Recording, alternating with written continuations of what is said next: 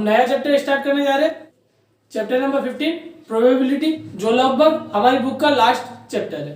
Probability के basic concept तो पिछली क्लासेस में भी पढ़े होंगे, उसी तरीके से इस ईयर भी प्रोबेबिलिटी के सेम कॉन्सेप्ट है। मतलब एक सिंपल सा फॉर्मूला है, किसी भी इवेंट की अगर प्रोबेबिलिटी फाइंड करनी है पीई, सबसे पहली कंडीशन हम ये बात मानेंगे कि जो आउटकम है वो इक्वली लाइकली आउटकम है। इक्वली लाइकली आउटकम मतलब ऐसे जिनके आने के चांसेस सेम है। जैसे अगर एक सिक्का टॉस कर रहे हैं, हम कॉइन टॉस करते हैं तो हेड और टेल दोनों के आने के चांस सेम रहते हैं, इस कारण से वो इक्वली लाइकली आउटकम है। ऐसा हम मान रहे हैं कि सारा आउटकम इक्वली लाइकली है। अगर ऐसा नहीं होगा तो हम प्रोबेबिलिटी फाइंड नहीं कर पाएंगे। जैसे कि अगर 10 बच्चे हैं, 10 में से किसी को भी सिलेक्ट कर रहे हैं तो रेंडमली कोई भी बच्चा आ सकता है। ऐसा है तो इक्वली लाइकली आउटकम हो गए, क्योंकि किसी बच्चे का चांस आ सकता है आने का। अगर वो 22 दे, जैसे कि एक हम डाइस लेते हैं, अगर डाइस का शेप चेंज कर दे, वैसे तो वो होता है क्यूब शेप में, अगर कुछ चेंज कर दे तो हो सकता है कि किसी के आने के चांस कम हो जाए और किसी के आने के चांस बढ़ जाए, तो उस टाइम पे इक्वली लाइकली आउटकम नहीं होगा। मतलब एक बेस छोटा कर दे, एक बेस बड़ा कर दे, तो जो छोटा वाला बेस है वो जमीन पे टकराने के चांस कम होंगे, मतलब उसके ऊपर वाला फेस जो होगा वो आने के चांस कम हो जाएंगे। तो हम ऐसे सारे केसेस को डिनाई कर रहे हैं, हम ऐसे केसेस ले ही नहीं रहे। हम केवल ऐसे केसेस ले रहे हैं जिसके अंदर सारे आउटकम आने के इक्वली चांसेस है। ठीक है, तो जो फार्मूला है किसी भी इवेंट की प्रोबेबिलिटी निकालना, अगर हम उसे ई से शो करें तो probability of that event equal to number of outcome favourable to E, मतलब कितनी बार वो आउटकम आ सकता है divide by number of all possible outcome, total जितने आउटकम हो सकते हैं उसमें से। इसके अलावा नेक्स्ट हमने लिखा है पीई प्लस पीई नोट, ये इवेंट इसका कॉम्प्लीमेंट्री इवेंट है। मतलब ये किसी के होने के चांसेस है, ई के होने के चांसेस, तो ये ई के नहीं होने के चांसेस है, इसको नोट ई बोलेंगे। तो ई के नहीं होने के चांसेस और ई के होने के चांसेस दोनों को अगर जोड़ दिया जाए तो आंसर 1 आता है। जैसे कि एक एग्जांपल है, 3 बच्चे, उसमें से एक बच्चा सिलेक्ट करना है, तो या तो पहला बच्चा या दूसरा बच्चा या तीसरा बच्चा ये सिलेक्ट हो सकते हैं। मतलब सबके चांस बने 1/3 प्रोबेबिलिटी के फार्मूले के हिसाब से, इस कारण से इक्वली लाइकली आउटकम भी है। दूसरी बात, अगर मैं पहले बच्चे की बात करूं तो पहले बच्चे के चूज होने के चांस होंगे 1/3, उसके चूज नहीं होने के चांस होंगे 2/3, क्योंकि दो केसेस ऐसे जिसमें दूसरे 2 बच्चे आ सकते हैं। तो 1/3 और 2/3 को प्लस करोगे तो 1 आंसर आ रहा है। इसके अलावा जो खास बात है जो ऑब्जेक्टिव में भी पूछी जाती है वो है ये, किसी भी इवेंट की प्रोबेबिलिटी 0 के बराबर हो सकती है या उससे बड़ी हो सकती है, और 1 से छोटी या उसके बराबर हो सकती है, पर उससे बड़ी कभी भी नहीं हो सकती। मतलब 0 से छोटी मतलब माइनस में नहीं हो सकती, और 1 से बड़ी मतलब 1 पॉइंट के बाद कुछ भी हो, ऐसा कुछ नहीं हो सकता। तो ये नॉर्मल सी बात है। अब स्टार्ट करते हैं एक्सरसाइज से। शुरू में कुछ ऑब्जेक्टिव टाइप क्वेश्चन है जिसमें से हमको बहुत कुछ सीखने को भी मिलेगा। Question number first, complete the following statement. First है probability of an event plus probability of event not E, ये वाला केस हो गया, तो आंसर आ जाएगा 1। Second, the probability of an event that can not happen is, जो हो ही नहीं सकता तो इम्पॉसिबल इवेंट हो जाएगा वो, और उसकी प्रोबेबिलिटी की पूछा है तो उसकी प्रोबेबिलिटी 0 हो जाएगी, क्योंकि जो हो ही नहीं सकता उसके चांसेस लिखेंगे तो यहाँ 0 आ जाएगा, 0 ऊपर में कुछ भी लिखेगा आंसर 0 आ जाएगा। Such an event is called impossible event, अभी बोला है इसके बारे में। The probability of an event that is certain to happen is, जो होना ही है तो उसकी प्रोबेबिलिटी हो जाएगी 1। जैसे रात के बाद दिन होता ही है, इस कारण से उसकी प्रोबेबिलिटी 1 है। ऐसे कोई सी भी चीज, जैसे कि एक कॉइन उछालते हैं तो या तो हेड आए या टेल आए, तो हाँ या तो हेड आएगा या टेल आएगा, तो प्रोबेबिलिटी 1 हो जाएगी इसकी। Such an event is called sure event, ऐसे इवेंट को श्योर इवेंट बोला जाता है कि ये होना ही है।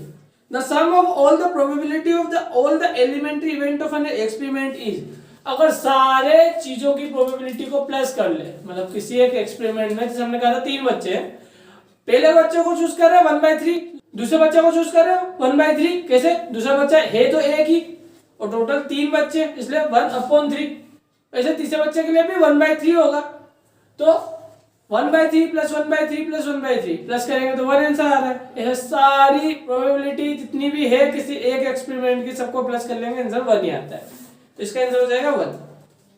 The probability of an event is greater than और equal to dash and less than और इक्वल टू, ये वाली चीज बता रही है।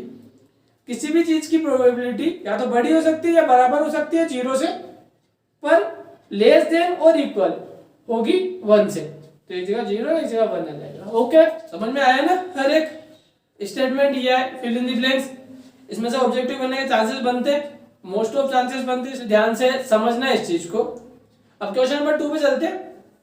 Which of the following experiment have equally likely outcome? अभी इसके बारे में बताया था। equally likely outcome मतलब जितने भी चांसेस हो सकते हैं उनके आने के चांसेस सेम होने चाहिए। मतलब उनको सिलेक्ट करे तो रेंडमली हर एक जना सिलेक्ट हो जाए, ऐसा होना चाहिए। जैसे कि a driver attempt to start a car, the car start or does not start. अगर एक ड्राइवर गाड़ी स्टार्ट करता है तो वो स्टार्ट होगी या नहीं होगी, तो ये इक्वली लाइकली है या नहीं है, तो इसके बारे में हम सर्टेन नहीं है। ऐसा कुछ भी नहीं हो सकता है, ऐसा कोई फिक्स चांस नहीं है कि गाड़ी के स्टार्ट होने के चांस इतने हैं और नहीं स्टार्ट होने के चांस इतने हैं, ऐसा कुछ भी नहीं कह सकते। जैसे कि हम 10 बार गाड़ी स्टार्ट करने की कोशिश करेंगे तो ऐसा फिक्स तो नहीं है कि 5 बार चलेगी और 5 बार नहीं चलेगी। हो सकता है 10 के 10 बार चल जाए, हो सकता है 8 बार चल जाए, 2 बार नहीं चले, ऐसा कुछ भी हो सकता है। तो ये इक्वली लाइकली आउटकम ही नहीं है। सेकंड पे जाए, a player attempt to shoot a basketball, she he shoot or miss the shot. ये भी इक्वली लाइकली नहीं है। क्यों? क्योंकि जरूरी थोड़ा है कि अगर वो 10 बार डाल रहा है तो उसमें 5 बार डल जाए या 2 बार डल जाए, कोई फिक्स नंबर नहीं है ऐसा कि वो डलेगा इतने बार होगा ही होगा। या हम ऐसा नहीं कह सकते कि 1/2 चांस है डल जाने के, 1/2 चांस है नहीं डलने के, हाफ हाफ चांस नहीं है, क्योंकि मिस होने के सबसे ज्यादा चांस है। इतना एरिया बड़ा है वहां पे कि वहां पे ज्यादा जा सकती है बॉल। मतलब अगर बास्केटबॉल ग्राउंड में अगर यहाँ पे बास्केट करना है हमें तो इतने सारे एरिया में कहीं भी जा सकती है, और इसमें जाए ऐसा जरूरी नहीं है, फिक्स ऐसा नहीं है कि हाफ चांसेस है या 0.5 चांस है कि उस बास्केट के अंदर बास्केट हो जाएगा, तो ऐसा जरूरी नहीं है। इसका आंसर ये भी इक्वली लाइकली नहीं रहेगा। Third, a trial is made to answer a true false question, the answer is right or wrong. अगर कोई ट्रायल ले, कोई क्वेश्चन हो तो उसमें या तो ट्रू होगा या फॉल्स होगा। ये वाली बात इक्वली लाइकली होगी, क्योंकि 50% चांस बनते किसी भी चीज के सच होने के और किसी भी चीज के झूठ होने के। इसका आंसर जैसे कि हम ट्रू फॉल्स देते हैं एग्जाम में तो 50% चांस होते हैं अगर वो ट्रू होगा या फॉल्स होगा इस बात के।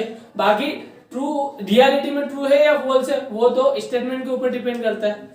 Last, a baby boy is born, it is boy or girl. इसमें भी क्लियर चांस दिख रहे हैं, या तो बॉय हो सकता है या गर्ल हो सकता है, दो चीजें, वो भी फिक्स है। 1/2 चांसेस है। और साइंस की नजर में देखोगे तो क्लियरली पता होगा, जो XY क्रोमोसोम से रिलेटेड पढ़ा होगा तो ये क्लियरली है उसमें कि 50-50 चांस होते हैं बॉय या गर्ल होने के। इस कारण से इसमें भी इक्वली लाइकली आउटकम हो जाएगा। तो शुरू के दो इक्वली लाइकली नहीं होंगे। क्वेश्चन नंबर 3 है, why is tossing a coin considered to be a fair way of deciding which team should get the ball at the beginning of football game. Coin toss क्यों किया जाता है? क्योंकि इसमें जो आउटकम होता है वो इक्वली लाइकली आउटकम होता है। मतलब 50% चांस होते हैं एक टीम के और 50% चांस होता है दूसरी टीम के कि बॉल कौन पहले शूट करेगा, ये सब। इस कारण से कॉइन टॉस किया जाता है और कॉइन में फेयर कॉइन लिया जाता है। इसका मतलब उसमें हेड और टेल दोनों के आने के इक्वल चांस होना चाहिए। Question number 4, which of the following can not be probability of an event. कौन सी प्रोबेबिलिटी नहीं हो सकती है किसी इवेंट की? तो 2/3 हो सकती है, कोई दिक्कत नहीं है इसके अंदर। इसको सोल्व करो तो 0 पॉइंट करके आंसर आ रहा है, तो ये 0 से 1 के बीच में आ रही है, इसलिए ये प्रोबेबिलिटी हो सकती है। -1.5 नहीं हो सकती, क्यों? क्योंकि 0 से कम प्रोबेबिलिटी किसी की होती ही नहीं है। 15% हो सकती है, क्यों? क्योंकि 15% मतलब होता है 15/100। इसको सोल्व करोगे तो 0.15 मिलेगा, क्योंकि 0 और 1 के बीच में, इसलिए ये भी हो सकता है।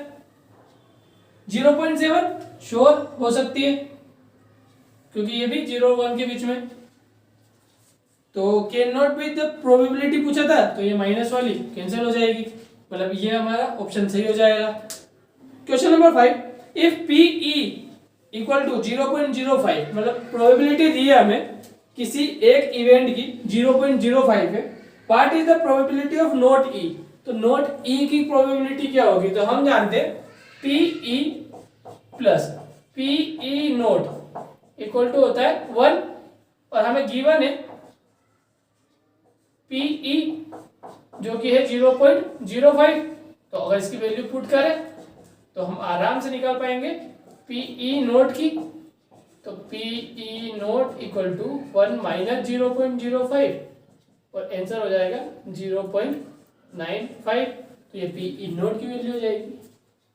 ओके, अब देखते हैं थोड़े बहुत एग्जांपल्स, उसके बाद वापस से एक्सरसाइज के क्वेश्चन पे आएंगे। Example number 1, find the probability of getting a head when a coin is tossed once, also find the probability of getting a tail. अगर एक कॉइन को टॉस किया जाए तो हेड और टेल आने के चांसेस।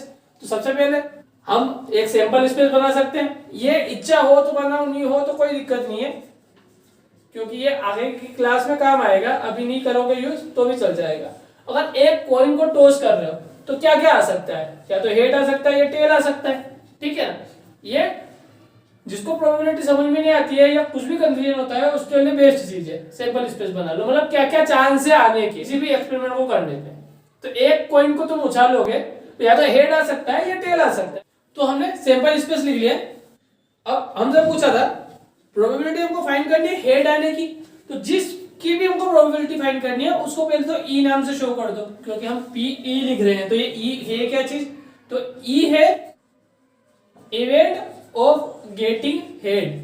जिस भी चीज का इवेंट ये अपन ने बनाया उसका नाम लिख दो यहाँ पे। फिर हम प्रोबेबिलिटी का फार्मूला लगा सकते हैं, probability of event E equal to number of outcome favourable to event upon number of all possible outcome in experiment. ये हम यहाँ लिखेंगे। उसके बाद लिखेंगे ई की प्रोबेबिलिटी कितनी है, मतलब हेड आने के। तो देखो दो चांस में से एक बार हेड आ रहा है तो एक बार चांस है इसके, divide by total number of outcome थे तो या number of all possible outcome, तो यहाँ पे दो आउटकम पॉसिबल है तो अपॉन 2, तो ये हो जाएगा आंसर। इसने सेकंड में पूछा था हमसे। इसी के बाद also find the probability of getting tail. अगर टेल की प्रोबेबिलिटी फाइंड करनी है तो इसको हम दूसरा नाम देते हैं, ऐसा करते हैं एफ। इसे हम एच और टी हेड टेल से भी शो कर सकते थे, कोई दिक्कत नहीं आती। तो यहाँ पे हो जाएगा इवेंट ऑफ गेटिंग टेल, तो पी एफ से शो करेंगे। ध्यान रखना ये नाम किसका है, मतलब ये इवेंट कौन सा है वो पहले बता देना। तो ये हो जाएगा हमारे पास टेल आने का चांस केवल 1 बार है और टोटल है इवेंट 2 बार, तो 1/2 फॉर्मूला लिखना है हमको। ओके, एग्जाम में इसके मुश्किल से 2 क्वेश्चन आएंगे, इस कारण से फॉर्मूला लिखने में इतना आलस मत करना। एग्जाम्पल नंबर 2 पे चले। Example number 2, a bag contains a red ball, a blue ball and a yellow ball. All the ball being of same size. Kritika take out a ball from the bag without looking into it. What is the probability that she take out? अगर बिना देखे कृतिका उसमें से ball उठाती है और तीनों same size की है तो उसको वैसे तो पता नहीं पड़ेगा कौन सी बॉल हाथ में आनी है। इसका मतलब कोई भी पार्शियलिटी नहीं होनी है। जैसे हम चिट्ठी बनाते सेम साइज की और बिना देखे देखे से उठाते तो कोई पार्शियलिटी नहीं हो सकती उस चिट्ठी में किसका नाम होगा, अगर बहुत सारी चिट्ठियां हो तो। वैसे इसके अंदर है तो इसका मतलब इक्वली लाइकली आउटकम है। इसका मतलब अभी हम इस फॉर्मूले से सोल्व कर सकते हैं, क्योंकि इस फॉर्मूले से केवल इक्वली लाइकली आउटकम वाले ही सोल्व होते हैं। तो सबसे पहले सैंपल स्पेस ले हमारे पास, तो सैंपल स्पेस हो जाएगा एक रेड बॉल है, एक ब्लू बॉल है और एक येलो बॉल है। ठीक है, तो 3 चीजें हैं, या तो रेड आ सकता है या ब्लू आ सकता है या येलो आ सकता है। इसके बाद हमने पूछा प्रोबेबिलिटी येलो बॉल की, तो पहले हम लिखते हैं अगर ई से शो करना है तो ई से कर लो, येलो है इसलिए मैं वाई से शो कर रहा हूं। Y event of getting yellow ball है ना, तो हो जाएगा पी वाई। अब यहाँ फार्मूला लिखना पड़ेगा और एक क्वेश्चन में तुमको बार बार फार्मूला लिखने से बचना है। तो ऐसा करना, ये इवेंट को बताने से पहले एक बार बता देना we know probability of an event equal to, और ये फार्मूला लिख लेना। उसके बाद फर्स्ट पार्ट लिखना है, उसमें बताना हमने किसको क्या माना है। उसके बाद फार्मूला लिखने की जरूरत नहीं पड़ेगी, डायरेक्ट वैल्यू पुट कर देना। येलो के आने के चांस केवल 1 बार थे और टोटल चांसेस है 3। फार्मूला यही था, जो इवेंट हमें चाहिए मतलब जिसकी प्रोबेबिलिटी निकालनी है उसके फेवरेबल कितना आउटकम है, मतलब वो कितनी बार आ रहा है, divide by total number of outcome. Total 3 थे इसलिए 3 से डिवाइड। ऐसा रेड बॉल के लिए करेंगे तो वापस से सेकंड में आर मान लेते हैं उसको, उस इवेंट को, फिर बता देंगे यहाँ पे पी आर इक्वल टू केवल 1 बार आ रहा है रेड और टोटल 3 चांस है। और लास्ट में ब्लू बॉल है, उसके लिए भी सेम हो जाएगा। पहले इवेंट का नाम देंगे हम पी बी, मतलब बी नाम दे सकते हैं इवेंट का, और पी भी निकालेंगे तो 1/3 आ जाएगा। ओके, एग्जाम्पल नंबर 3 पे चले। Suppose we throw die once, अगर हमने एक डाई एक बार फेंकी, व्हाट इज द प्रोबेबिलिटी। अब हमसे पूछे सारी चीजें, तो सबसे पहले हम सिंपल स्पेस बना लेते हैं इसका। अगर एक डाई हम फेंके तो या तो 1 आ सकता है, या 2 या 3 या 4 या 5 या 6। देखो ये बनाने की हर बार जरूरत नहीं है, जरूरी है ही नहीं अगर तुम आसानी से कर पा रहे हो तो। अगर नहीं होता है, समझने में दिक्कत होती है तो इसका यूज करना, इसलिए इसको देख के कंफ्यूज मत होना। फर्स्ट पार्ट है what is the probability of getting a number greater than 4। 4 से ज्यादा, तो हम एक इवेंट का नाम दे देते हैं ई। अच्छा इसको E1 कर लेते हैं, एक से ज्यादा इवेंट बोल रहे थे, इसने सेकंड भी है इसलिए, या EF लिख लेंगे, EF ही लिख लेते।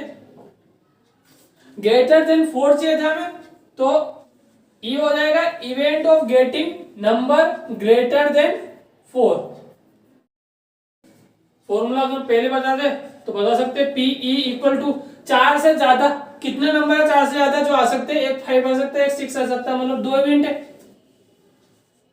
Divide by total number of possible outcome, तो ये टोटल 6 है, 6 डिवाइड कर दे तो 1/3।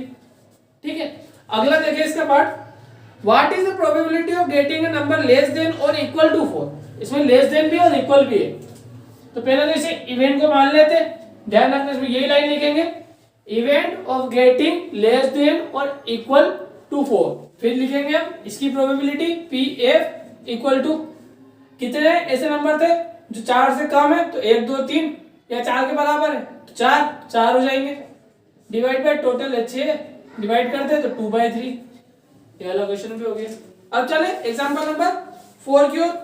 4 में दिया है 1 card is drawn from a well shuffle deck of 52 cards. 52 cards जो होते हैं उसके पूरे कलेक्शन को डेक बोला जाता है, और वेल शफल इसलिए यूज किया है ताकि कोई पार्शियलिटी नहीं रहे, सारे पत्ते कहाँ पे है, कोई किसी ऑर्डर में जमा है ऐसा कुछ भी नहीं है, सारे पत्ते अच्छे से मिक्स हो गए होंगे। जैसे हमने बॉल्स के लिए बात करी थी, या जो हमने बोला था अगर वो चिट्टियां डालते तो पता नहीं रहेगा कौन सा ही चिट्ठी आ सकती है, वैसे यहाँ पे भी कौन सा पत्ता आएगा ये पता नहीं है हमको। Calculated the probability that the card will be, हमें बताना कि कार्ड जो भी आएगा उसकी प्रोबेबिलिटी क्या है। अब ऑप्शन दिए, पहला बोला है बी एन एस, एस बोला जाता है 1 को, या इसको 1 भी पढ़ सकते हैं।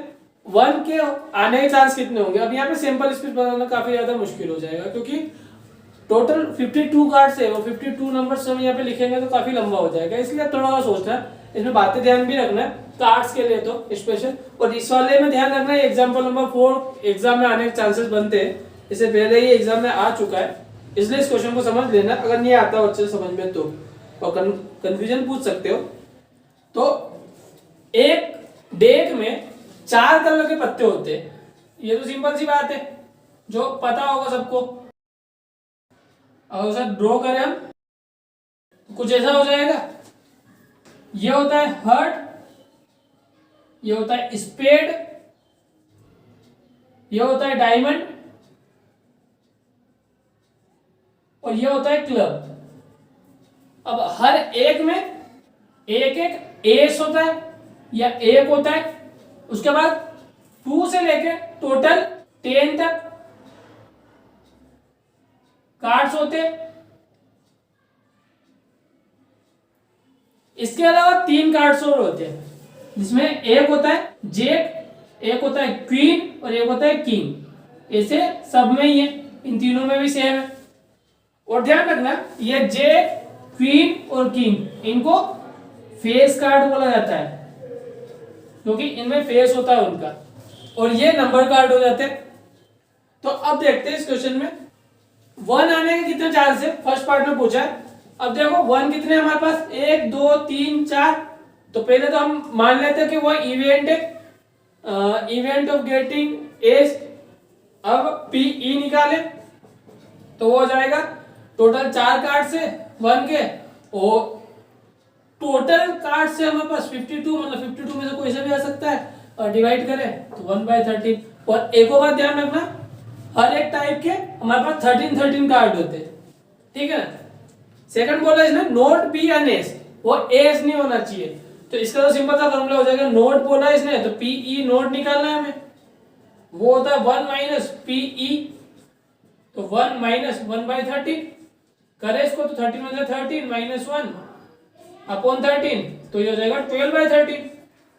तो ये हो जाएगा 1 नहीं आने के चांसेस या एस नहीं आने के चांसेस। ओके